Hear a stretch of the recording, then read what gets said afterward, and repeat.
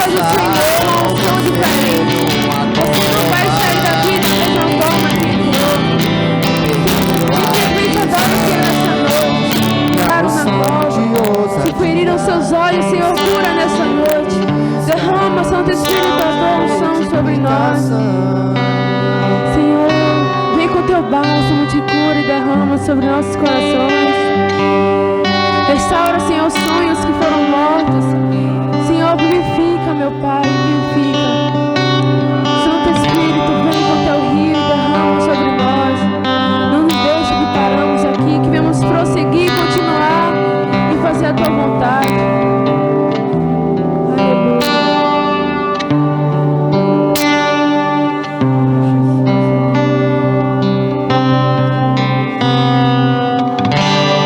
A gente vai falar de desistência. Aí quando eu cheguei na porta da igreja, Marcinho fez assim: ei, minha senhora, agora realmente a senhora está parecendo uma miss com essa faixa. Eu disse assim: isso tem um propósito. Vocês estão vendo que a igreja, obrigada, meu amor, que a igreja está decorada toda no amarelo, né? Eu coloquei essa faixa amarela justamente para também trazer essa reflexão. E o amarelo, ele representa uma reflexão sobre a prevenção do suicídio. E às vezes, querido, suicídio não é só você tirar cabo da sua própria vida, mas você tirar a sua vida com o seu relacionamento com Deus. E foi para isso que eu vim aqui nessa noite. Para falar que você não deve desistir do seu relacionamento com Deus, mediante os problemas que você pode estar enfrentando. E eu coloquei aqui, né, o Setembro Amarelo, prevenção ao suicídio, e eu fui buscar uma estatística aqui que é chocante. O Ministério da Saúde disse que a cada 45 minutos, nós vamos ficar aqui pelo menos 2 rodadas de 45 minutos, não vamos ficar aqui? Já estamos um pouquinho mais, né? A cada 45 minutos morrem 2 jovens por suicídio no Brasil. Então, quer dizer que enquanto nós estamos aqui com vida adorando a Deus, 4 pessoas estão morrendo nesse momento por suicídio. Já parou para pensar nisso? Nós somos privilegiados, queridos, somos privilegiados. E as meninas falaram dos fatores que levam ao suicídio. E todos eles vão se reportar às questões emocionais, às questões psíquicas. O que você ouve, como você interpreta, como você avalia e como você traz isso para a sua vida e segue. Porque nós vamos ser bombardeados. Vamos ser sempre bombardeados, porque Jesus disse que no mundo nós teríamos aflições. E nós vamos agora abrir a nossa Bíblia. Já estou aqui na baqueta, viu? Nós vamos abrir a nossa Bíblia. Podem ficar sentadinhos mesmo. No livro de 1 Reis, capítulo 19. E a coreografia que as meninas trouxeram tem tudo a ver com essa palavra que o Senhor colocou no meu coração para ministrar nessa noite. Amém? 1 Reis, capítulo 19.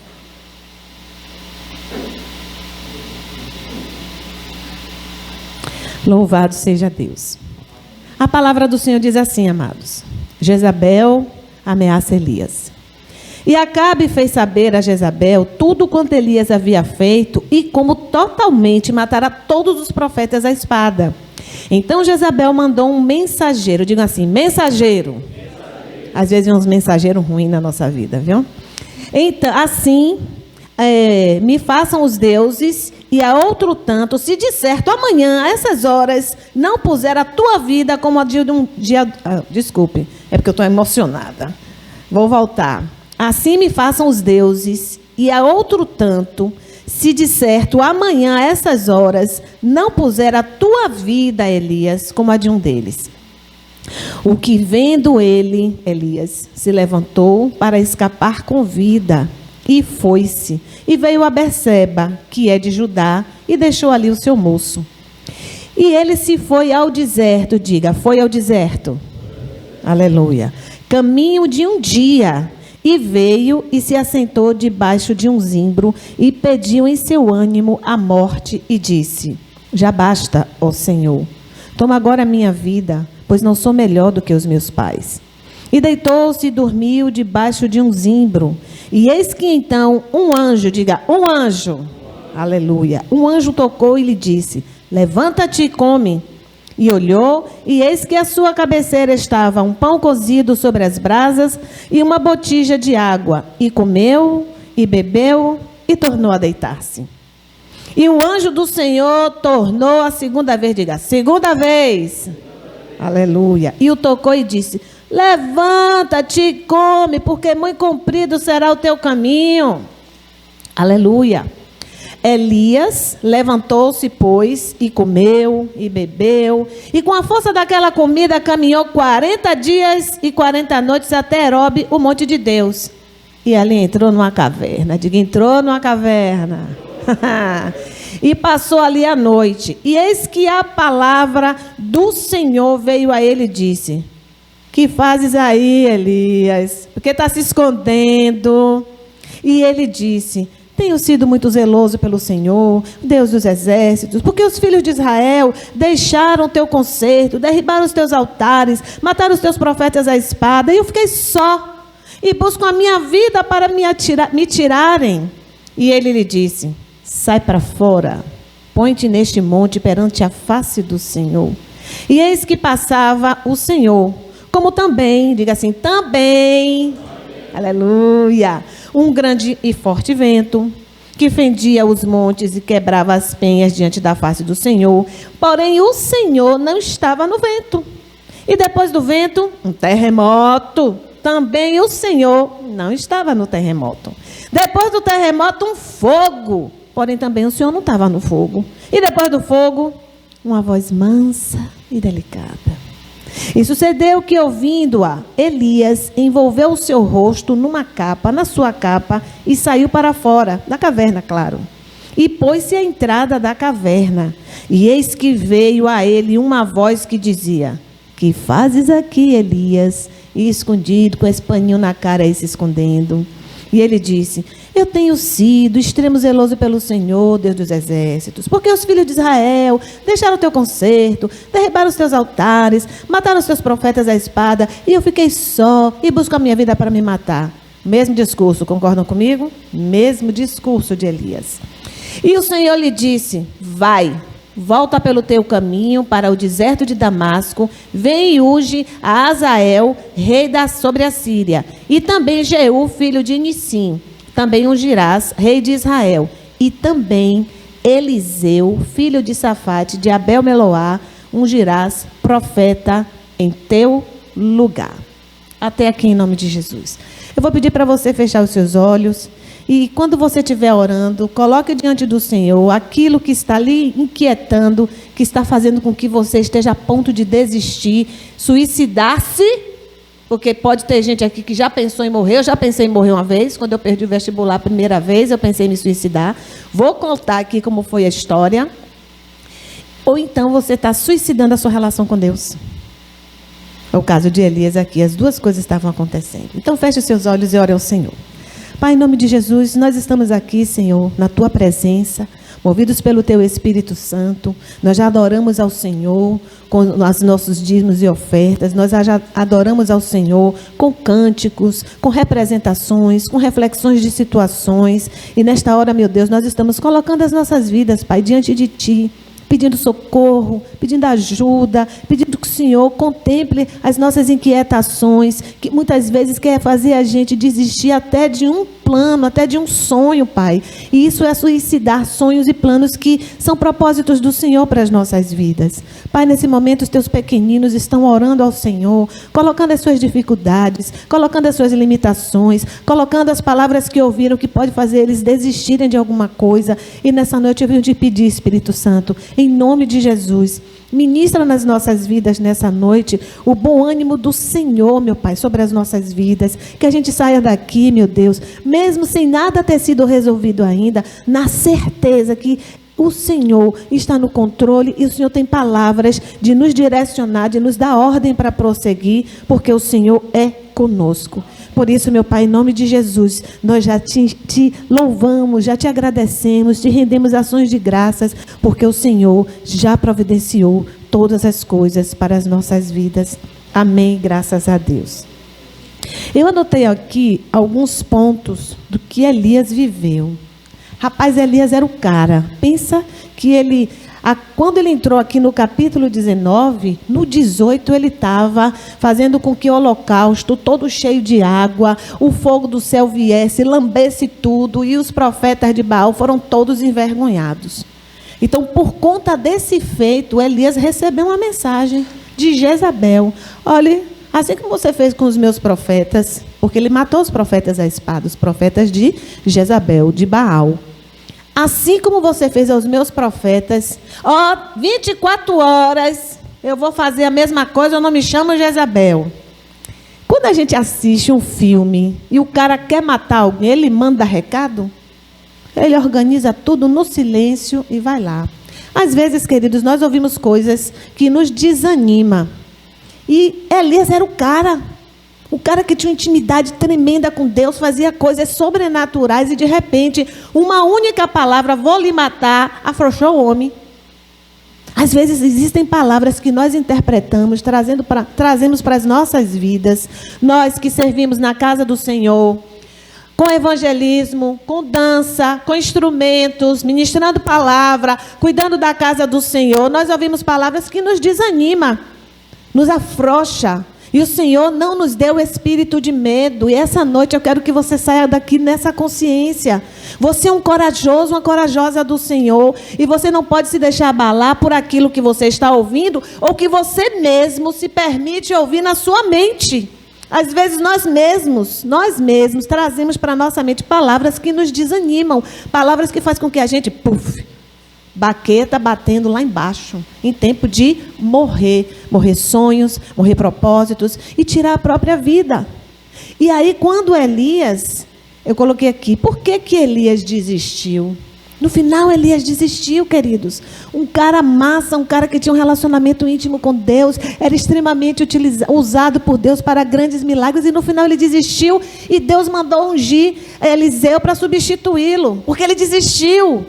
Um homem de Deus. Nós estamos aqui com jovens, homens e mulheres de Deus, jovens, que não podem desistir, porque vocês são o futuro do Evangelho. Está vendo aqui? Eu pinto cabelo, então vai chegar um dia que a coisa vai dar uma paradinha. E vocês vão continuar. E vocês vão lutar para que as próximas gerações que vão vir de vocês, elas prossigam. Sabe por quê, queridos? Nós estamos aqui numa grande luta para ir para o céu. E quando a gente tem essa convicção de que a gente está numa grande luta para ir para o céu, coisas vão acontecer para nos desanimar, para fazer a gente desistir. O que é que está escrito ali? De novo? Mais uma vez? Você não pode desistir. Não desista. E aqui eu coloquei alguns pontos. Por que Elias desistiu? Más notícias chegaram. Qual foi a má notícia que chegou na sua vida, na sua história, que está aí até hoje, e você está dizendo assim, eu só vou para a igreja porque eu sou obrigado, porque minha mãe manda. Estou assim, só vou porque não tem jeito, eu estou a fim de desistir, porque do jeito que está, não tem ânimo nenhum. Você sabia que é você que faz a diferença aqui dentro? É você. Você com o seu ânimo, você com a sua pegada de jovem, você pode adorar o Senhor do seu jeito. Adore. Mas o seu relacionamento com Deus não pode ser perdido, não pode ser esquecido, porque algo chegou no seu ouvido e te desanimou. Elias ouviu algo, ele tinha uma relação muito íntima com o Senhor.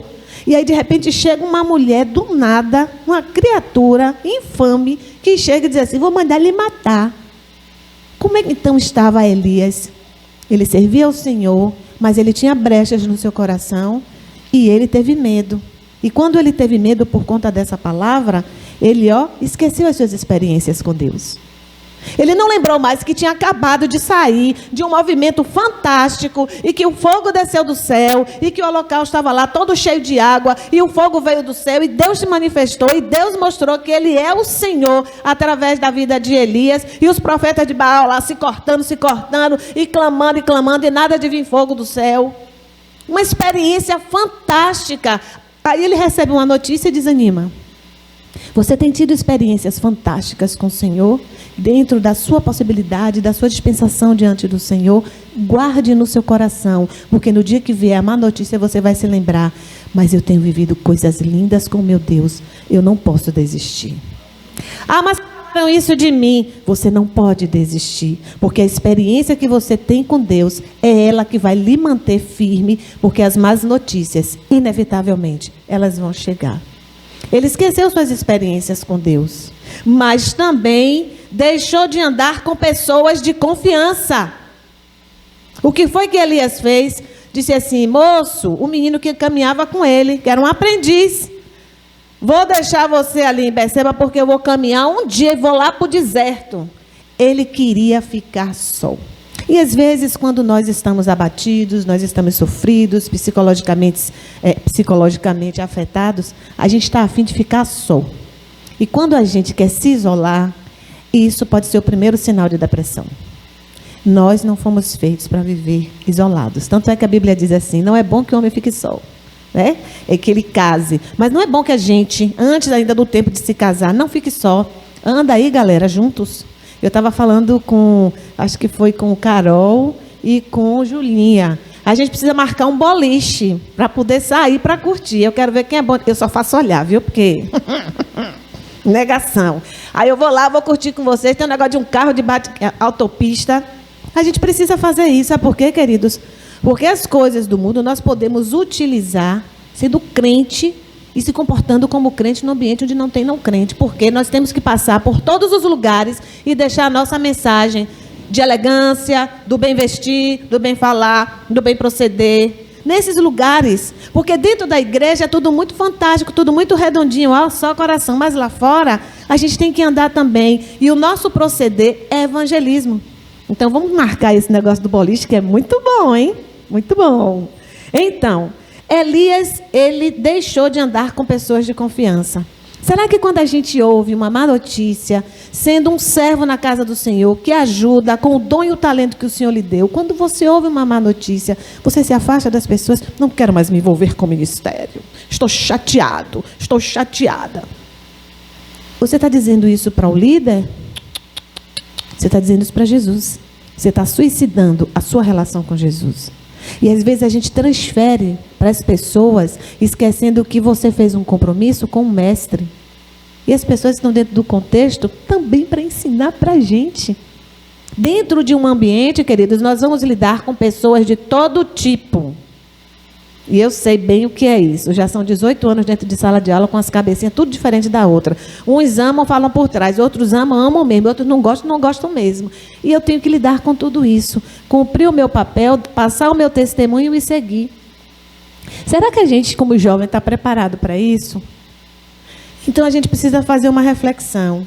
Ele abandonou pessoas de confiança, se isolou. E começou a pensar na sua dor e se alimentar da sua dor. Não deixe de andar com quem tem reserva. Não deixe de andar com seus irmãos. Porque nós somos como pedacinhos de carvão. Se a gente não está junto da brasa, a gente não esquenta. Se a gente não está perto da palavra do Senhor, a gente não é liberto. Venha para a igreja com sua dor. Venha para a igreja com seu ranço. Venha para a igreja com sua insatisfação. Venha para a igreja com sua mente aperreada. Porque aqui é o lugar que você vai abrir o seu coração para ouvir a palavra de Deus e você não desistir daquilo que Deus tem para a sua vida. Velho, são planos lindos, são planos perfeitos, são maiores do que vocês imaginam e pensam. Imagina, gente, quando você fala assim: Jesus, é isso tudo que o Senhor teve para a minha vida. E se você caminha passo a passo na presença, você vai entender: uau! Eu não pensei que fosse tanto. Mas você precisa se dispensar para o Senhor e manter esse relacionamento. Elias deixou o moço, o companheiro dele de viagem, de rotina lá, do mistério dele com Deus. Deixou o menino lá em Beceba e foi caminhar um dia para o deserto. Isolamento total. Vou me isolar do povo da igreja. Não posso me isolar do trabalho, porque eu tenho que ganhar meu dinheiro. Mas eu vou me isolar do povo da igreja.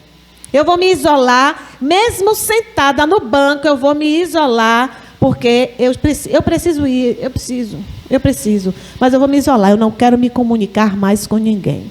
E ele se isolou. Andou um dia, pensa andar um dia, para se esconder debaixo de um pé de árvore, é coisa louca. Ele andou um dia para se esconder, sentar e ficar ali para morrer debaixo de um pé de zimbro. que é uma planta, é um arbusto, que nem dá muita sombra. E ali ele disse assim, eu vou morrer de fome, porque aqui me escondi um dia de caminhada no deserto, não tem comida, não tem água, não tem nada, e eu quero morrer. E ele disse para Deus, Senhor, eu não sou melhor do que os meus pais. Por favor, eu quero morrer. Ele desejou morrer. E quem deseja morrer, quer se suicidar. Naquele momento, Elias ele estava suicidando, buscando o suicídio da sua relação com Deus e tirar sua própria vida. Porque ele estava assustado. Ele esqueceu tudo que ele viveu com o Senhor e uma simples mulher com uma palavra maligna, aleluia, se abalou. E a Bíblia diz, queridos, que quando palavras são lançadas sobre as nossas vidas, está lá em Isaías, se eu não me engano, 53 ou 57, 17, diz assim, nenhuma arma forjada prosperará, e toda palavra lançada contra vós, tu, passa assim, tu a condenarás, porque essa é a herança do servo do Senhor, lavado e remido no sangue de Jesus. Pela palavra você recebeu autoridade para anular tudo que tem lhe dito. E repreender no nome de Jesus com fé. Elias esqueceu tudo isso, caiu fora de medo, tremeu. E ele foi para o deserto. Quando ele foi para o deserto, aqui eu coloquei, né? Desejou a sua morte por se deixar de se alimentar. E aí Deus vem e interfere a primeira vez na vida de Elias. Vocês estavam fazendo a coreografia, que ele disse que não desiste, que ele vai ali, Deus vai até o fim com ele, né? Mas tem um momento, queridos, que Deus diz assim, eu não posso mais insistir.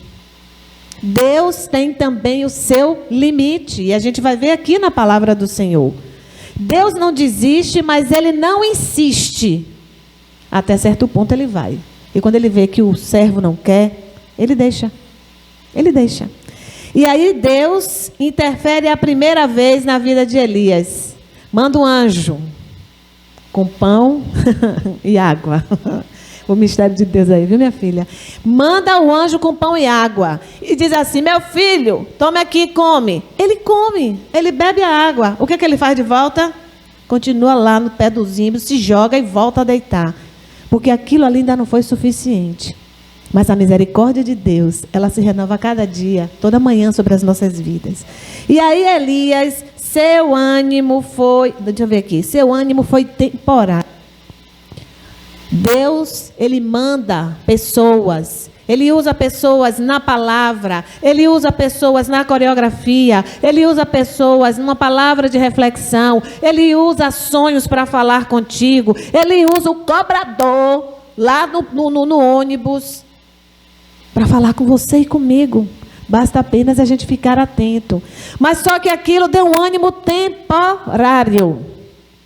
Elias comeu, se animou, mas se jogou debaixo do pé de árvore de novo.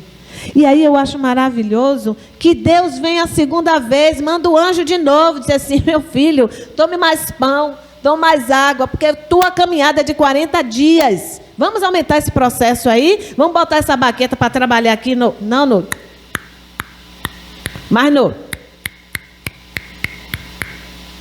O anjo do Senhor estava ali trazendo alimento para Elias, justamente para poder ele entrar nesse processo de se acelerar. E ele comeu, pegou, teve uma pegada legal. Olha, gostei aí, ó, pegou. Pegou o ânimo e andou 40 dias e 40 noites e foi até o monte de Deus. Chegou lá, o que foi que ele fez? Se enfurnou numa caverna. Ânimo um pouco mais prolongado. Deus está dizendo, quando o seu ânimo é pouco, eu estou colado com você para lhe dar mais ânimo. Eu estou trazendo pão para você. Isso aqui nessa noite que você está recebendo é pão da parte do Senhor. É alimento espiritual para você prosseguir. E ele veio e se enfiou numa caverna. Uma pessoa que se enfia numa caverna, ela não quer ver o quê? E quem é a luz? Pronto. Uma pessoa quando se enfia na caverna, ela não quer mais manter o seu relacionamento com Deus, porque Deus vai confrontar. E quando a gente fica no escuro, o que acontece com a pupila? Dilata, para poder a gente tentar enxergar dentro do escuro. E no escuro nós não enxergamos todas as coisas. Será que você já está no nível de caverna? Será que alguém aqui nessa noite está no nível de caverna? está na hora de sair. E eu acho lindo que o Senhor não desiste. E Ele vem pela terceira vez, só que agora Ele vem pela terceira vez na palavra. A palavra do Senhor veio a Elias. Elias, o que é que você está fazendo aí? Por que você está se escondendo? Por que você está no escuro, está encavernado, não quer que ninguém lhe incomode, não quer que ninguém fale com você? Por que você fica se isolando? Sabe o que foi que Elias disse? Não, é porque os profetas foram mortos, agora estão atrás de mim, querem me matar. Lamentação. Você acha que Deus deu ousadia para Elias? Elias, se levante, meu filho, vamos embora prosseguir, porque o negócio comigo e você é estreito e a gente tem que vencer essa batalha. Deus não vai ficar alimentando o nosso mimimi, porque a gente se enfiou dentro de uma caverna e está lá choroso. Geração Nutella, independente da idade. Porque na faculdade eu tenho uns alunos de noite que só a misericórdia. De todas as idades, do mais novo ao mais velho. Reclamam de tudo. Eu disse assim, que turma Nutella, fantástica, né? Reclama de tudo. Aí na hora que a prova vem, é assim, viu gente? É engraçado. O professor está sentado na cadeira entregando as provas. Vocês vão rir que eu acho que alguns fazem isso. Professora, sabe o que é, professora? Ajoelha mesmo junto da professora para ficar no mesmo nível para conversar. Sabe o que é, professora? Não dá para rever minha prova, não? Aproveitar alguma coisinha aí dos pontos? A senhora corrige com carinho? Eu digo, responde com carinho, que vai ser no mesmo nível. Sabe, queridos? E a gente não pode mais entrar na questão do reclamar. Estou passando pelo problema, a má notícia veio, mas eu não posso ficar reclamando porque eu estou transferindo. E Deus está dizendo, os problemas vêm mesmo, Ló. Justamente para poder a gente crescer, para poder a gente amadurecer. E jovem hoje só quer o carbureto. Sabe o que é carbureto? Quando você bota esse produto para poder acelerar o amadurecimento, é um amadurecimento fajuto. Nós precisamos passar pelo processo do amadurecimento, passando pelas dificuldades. Se você sair daqui nessa noite entendendo que as dificuldades elas são motivos para crescimento, a gente deixa de reclamar, como Elias estava aqui. Não, Senhor, é porque aconteceu isso, eu estou lamentando porque querem me matar. E Deus não deu, não alimentou Elias. Ele disse assim, se levante. E aí tem uma parte aqui, né, que eu anotei. Seu ânimo foi mais prolongado quando ele se alimentou a segunda vez, mas se isolou novamente, se escondendo de tudo e de todos. E Deus fala a terceira vez com Elias, questiona ele, porque ele está dentro da caverna, e Deus queria que Elias se percebesse. Deus, quando ministrou isso no meu coração, queridos, Deus não está querendo saber o que Elias está sentindo, não, porque Deus já sabia o que Elias estava sentindo. Deus, quando vem na nossa vida e pergunta para você, por que você está se escondendo? Ele quer que você se perceba, que você se autoavalie. Eu estou me escondendo porque eu não estou afim de me relacionar. Eu estou me escondendo porque eu estou chateado, eu não estou pronto para perdoar. Eu estou me escondendo porque eu não estou afim de dividir, de compartilhar, de buscar ajuda. Eu estou me escondendo porque eu quero. E eu preciso fazer essa reflexão acerca da minha vida. Você precisa fazer essa reflexão acerca da sua vida. Deus, Ele sabe. Ele pergunta porque quer que você se ouça, que você se perceba, e que a partir do que você está ouvindo e se percebe, você tome a sua decisão de continuar na caverna ou sair da caverna.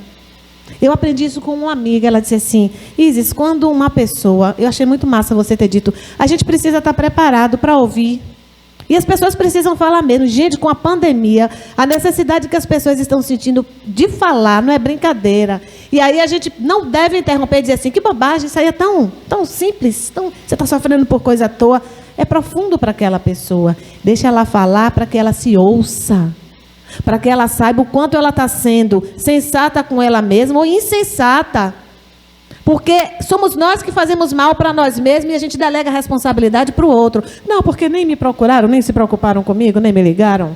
Às vezes Jesus fecha essas portas das procuras. Sabe por quê? Porque Jesus quer libertar, Jesus quer transformar, Jesus quer se revelar em mistério.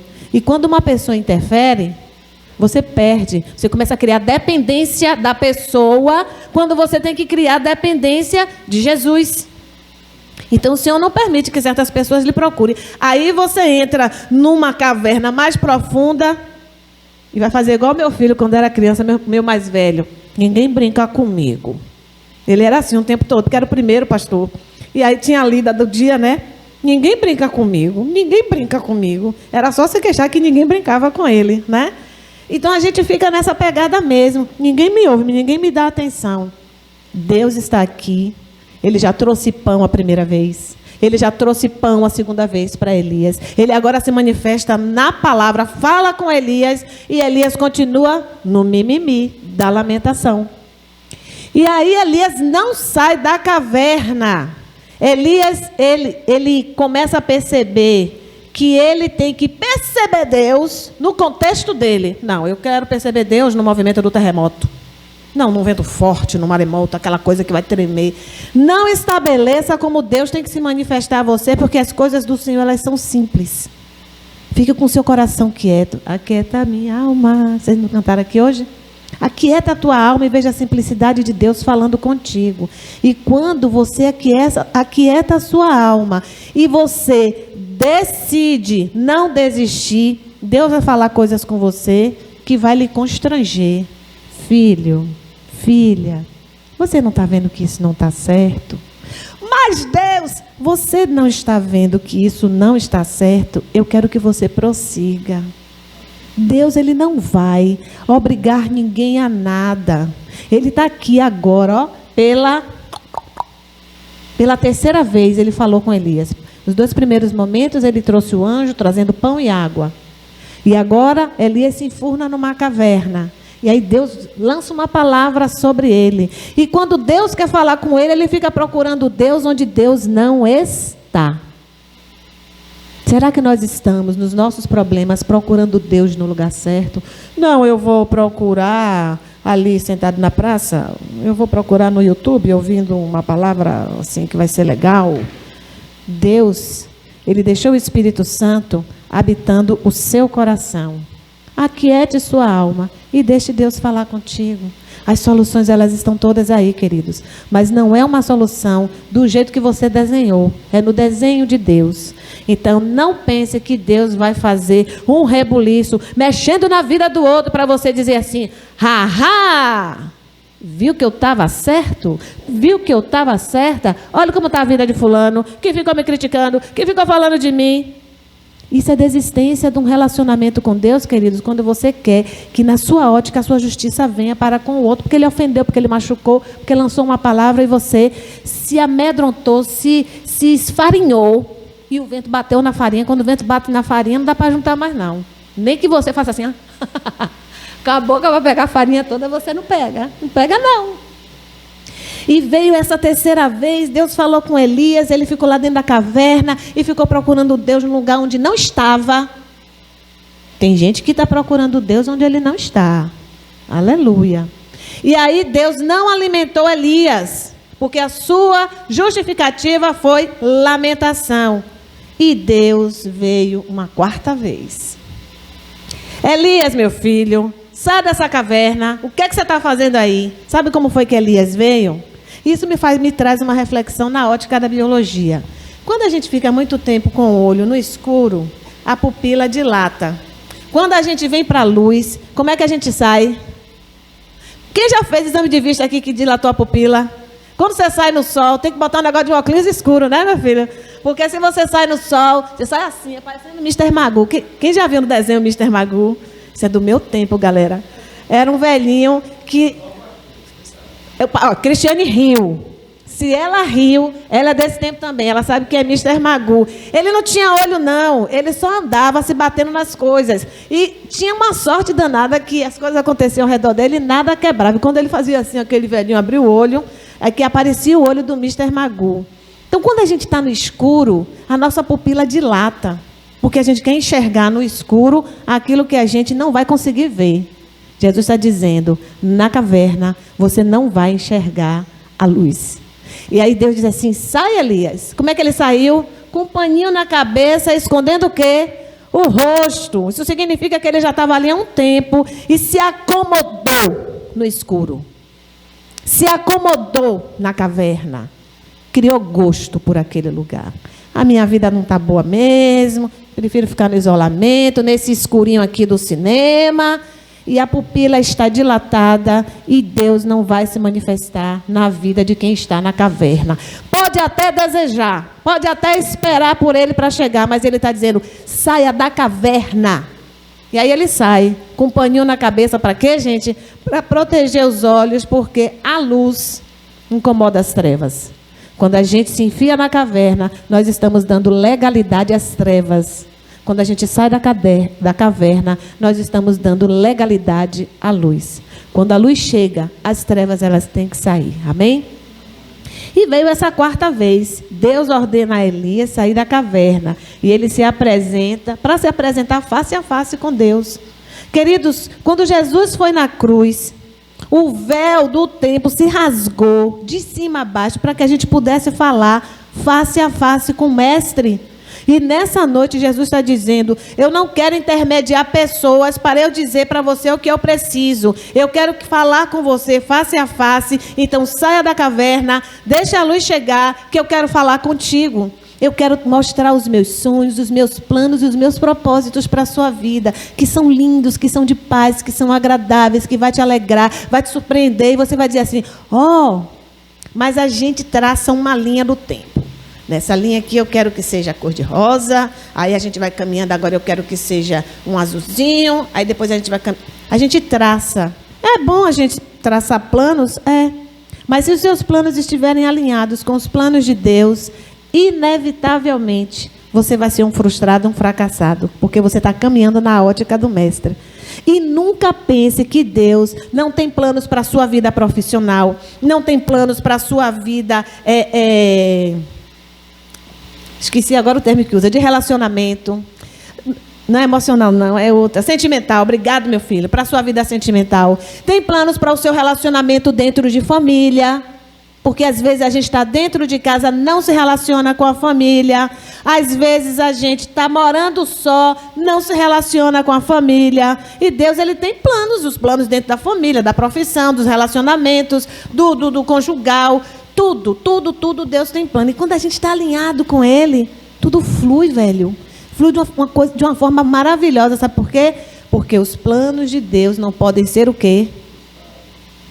Vamos lá? Os planos de Deus não pode ser o quê? Pronto. Se você está alinhado com os planos de Deus em todas as áreas da sua vida, você vai saber a profissão. Você vai saber quem é o candidato ou candidata a ser cônjuge. Você vai saber como lidar com seu pai, com sua mãe, com seus irmãos, com periquito, papagaio, com tudo dentro de casa. Até com cachorro a gente precisa saber lidar, viu? Porque se deixar o cachorro tomar conta da casa, já foi. Deus vai ensinar todas as coisas para a gente. Mas a decisão é minha e é sua. Sair da caverna, abrir esse olhão, enxergar a luz e dizer assim, Jesus, eu vou encarar. Eu não vou?